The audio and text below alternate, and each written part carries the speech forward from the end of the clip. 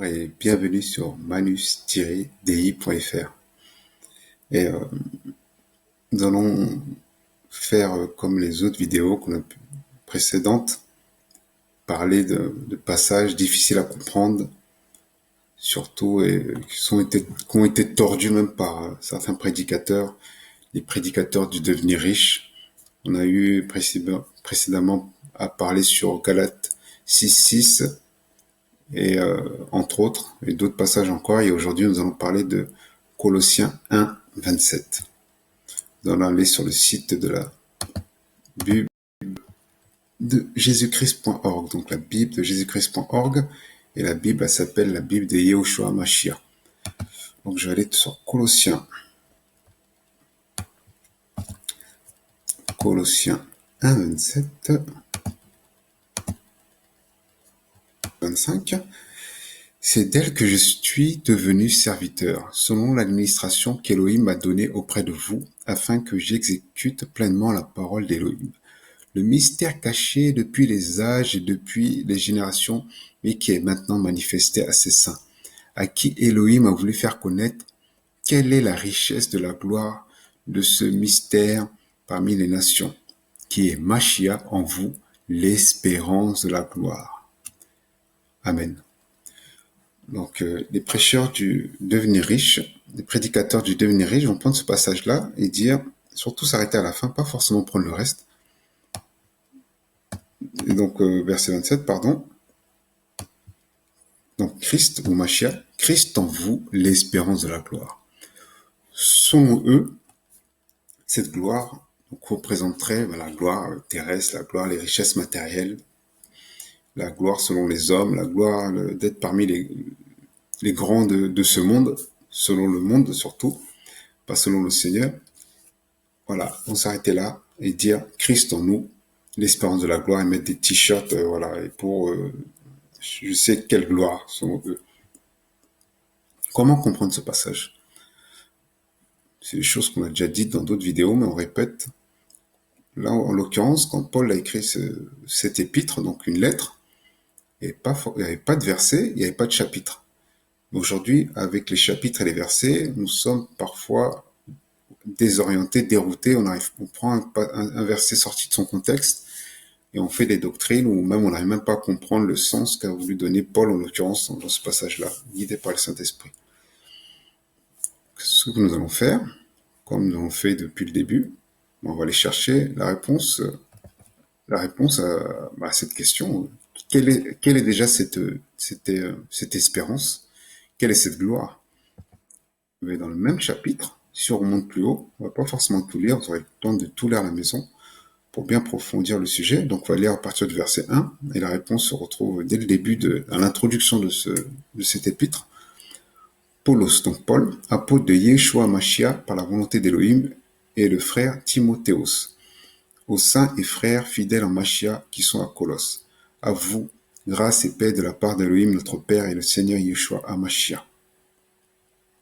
Nous rendons grâce à Elohim et Père de notre Seigneur Yeshua Mashiach, et nous prions toujours pour vous.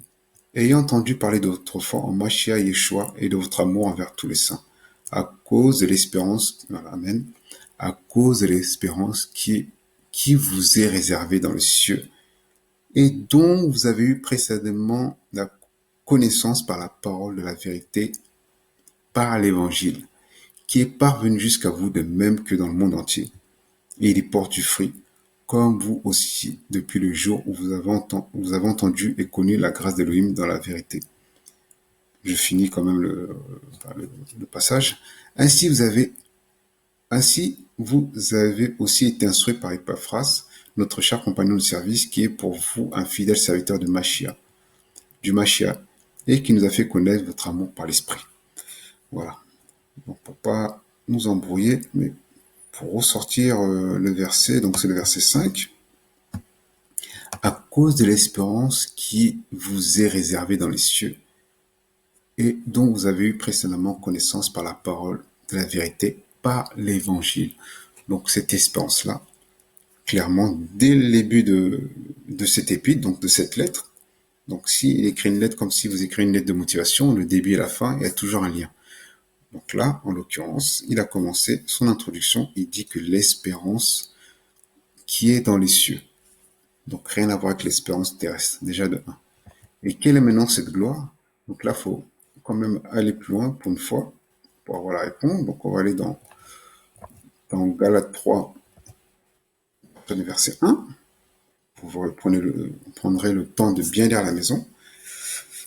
Donc même là, le titre de la Bible de Yeshua Mashiach nous donne la réponse. Recherchez les choses d'en haut, donc les cieux. Si donc vous êtes ressuscité avec le Mashiach, cherchez les choses d'en haut où le Mashiach est assis à la droite d'Elohim. Cherchez les choses d'en haut, pas les choses terrestres, déjà de un. Pensez aux choses d'en haut et non à celles qui sont sur la terre. Voilà. Je paraphrase. Enfin, je me répète parce que c'est la suite du verset. Car vous êtes morts et votre vie est cachée avec le Mashiach en Elohim. Verset 4. Quand le Mashiach, notre vie, apparaîtra, alors vous apparaîtrez aussi avec lui dans la gloire. Alléluia, amen. Alléluia, amen. Je relis. Quand le Mashiach, notre vie, apparaîtra, alors vous apparaîtrez aussi avec lui dans la gloire. Voilà la gloire, d'apparaître avec le Seigneur dans la gloire. Ce n'est pas la gloire terrestre, ce n'est pas la gloire des biens matériels, c'est la gloire du Seigneur, être avec lui dans la gloire. Cette espérance-là, voilà. Nous avons l'espérance d'aller au ciel, nous avons l'espérance du salut, nous avons l'espérance d'aller au ciel. Mais c'est pas l'espérance d'avoir des biens matériels, cela n'a rien à voir. Donc la prochaine fois qu'on vous donne, ou qu'on me donne même, Colossiens 1, 27,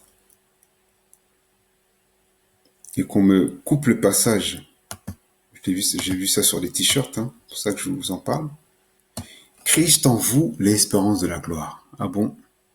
Quelle est cette gloire? C'est pas la gloire terrestre. Ce n'est pas l'espérance des choses matérielles, mais c'est l'espérance du ciel. Voilà notre espérance, voilà l'espérance que nous avons. Colossiens 1, 27. Comment comprendre ce passage? Et les prédicateurs du devenir riche, en tout cas avec ce passage, juste en lisant Colossiens 1, 2, 3, enfin jusqu'à 3, même lire tout Colossiens, pas beaucoup de chapitres, vous avez tout de suite la réponse. Demeurez bénis et à bientôt sur notre chaîne Manus-Dei. N'hésitez pas à commenter, n'hésitez pas à liker. À bientôt.